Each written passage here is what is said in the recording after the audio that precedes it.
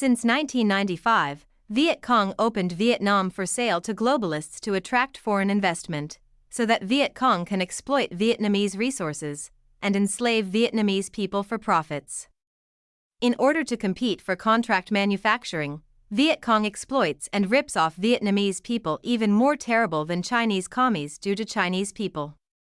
Vietnamese workers have no working rights, no human rights, and they are treated like cattle to be used for cheap labors and to be thrown away like trash when there are no more contract.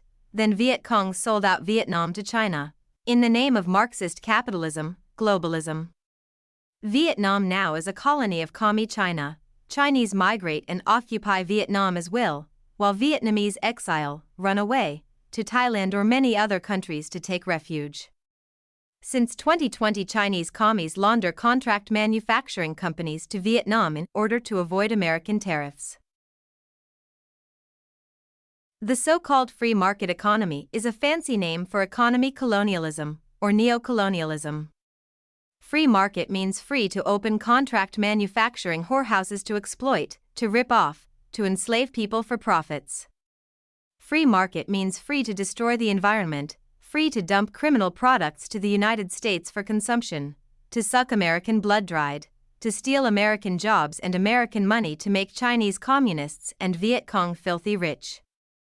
All of what you see in China and Vietnam are not of Chinese and Vietnamese.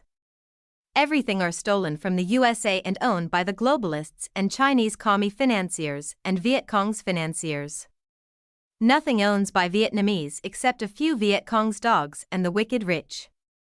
Vietnamese people are still poor and underdeveloped.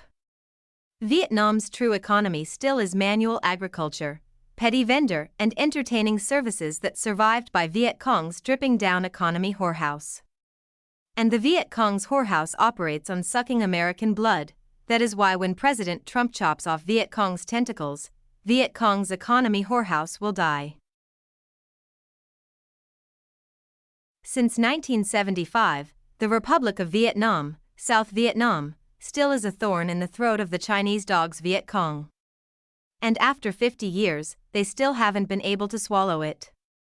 Because no matter how hard they try to bury it, the Republic of Vietnam lives on in the hearts and minds of the Vietnamese people, in the golden oldies that it created, in the romantic and cultural songs and plays that the entire Vietnamese people have cherished for 50 years now. The Republic of Vietnam still lives on because it represents the true Vietnam, with its 4,000 years of culture and history. Viet Cong is not Vietnam, it is a vassal of Communist China, an international communist puppet without culture, and sooner or later, the Vietnamese people will drive them back to China. Viet Cong has always deceived the US. Since the 1990s, using Vietnamese people, Viet Cong begged for US economy favors, and then Viet Cong exploited the US and the overseas Vietnamese terribly ever since. Over the past 4 years, 2020 to 2024, Viet Cong's economic exploitation became more profitable because of commie Joe Biden, an illegitimate president implemented the TPP trade accord, concocted by communist Barack Hussein Obama to expand contract manufacturing whorehouses to third world countries in the Pacific, to complete the total destruction of the US economy.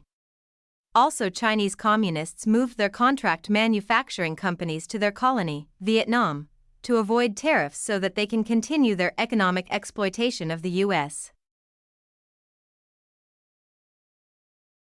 Now President Trump is back. The US isn't so foolish that it let the Viet Cong's economy whorehouse replace the Chinese economy whorehouse.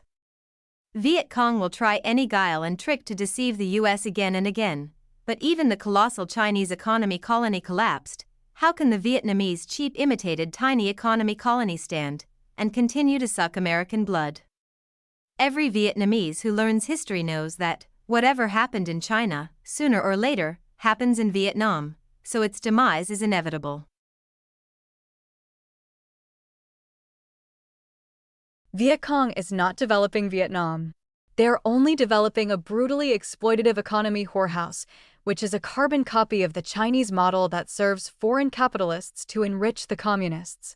But Viet Cong economy whorehouse is even more brutal than the Chinese counterpart because it exploits the Vietnamese people more ruthlessly than Chinese commies do to Chinese people in order to compete for foreign investments. The US is not too foolish to target the Chinese economy whorehouse with tariffs without realizing that the Viet Cong country is a colony of China used for tariff evasion. Look at the list of countries that the US is imposing tariffs on. We see that Vietnam ranks third after China and the EU. Since 1975, 10 million Vietnamese ran away from Viet Cong and take refuge all over the world, about 3 million in the USA, 2 million in Canada, 2 million in Australia, 1 million in Thailand, and so on. As long as Viet Cong continues to rule Vietnam, Vietnamese people continues to flee from Viet Cong.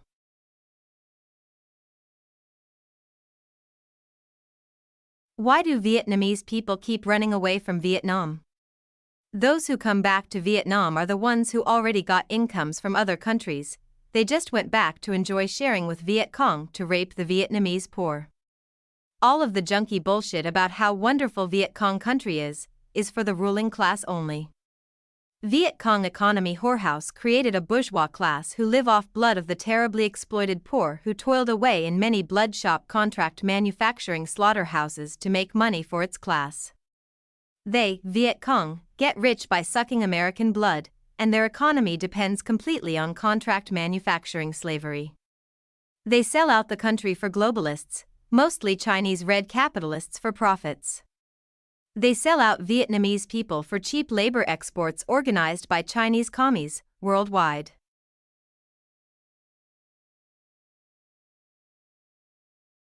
Viet Cong stop at no crimes to get rich, and their dogs rich too, but not the Vietnamese people. Why don't all the poor run away? Because they have no means to run away.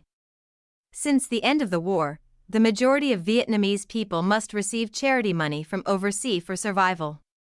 At first from the refugees who successfully ran away, then from the Viet Q, the title that Viet Cong branded their former enemies who ran away from them, to lure them back so that Viet Cong can suck their money in the lucrative business of tourism using old country of Vietnam as a bait. Viet Cong country is like a prison. Isn't prison more secure, more stable, and even more well-fed than a flea market? But for who? Of course for the guards and the jail masters, because they own the prison, and they have guns. How dare Viet Cong boast about their prison? Vietnamese should not live under such a thuggish communist evils like the Viet Cong.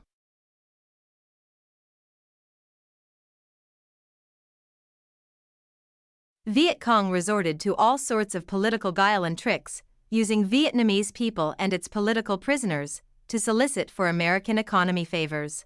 Then Viet Cong engaged in red capitalist exploitation to drain resources from the US and using it to control and to suck the overseas Vietnamese blood.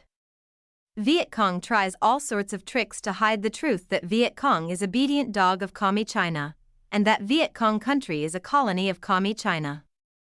Viet Cong is too evil that it can fool the US and the whole world for too long. Also, Viet Cong have too many cronies all over the world. It is very difficult to liberate Vietnam from Viet Cong.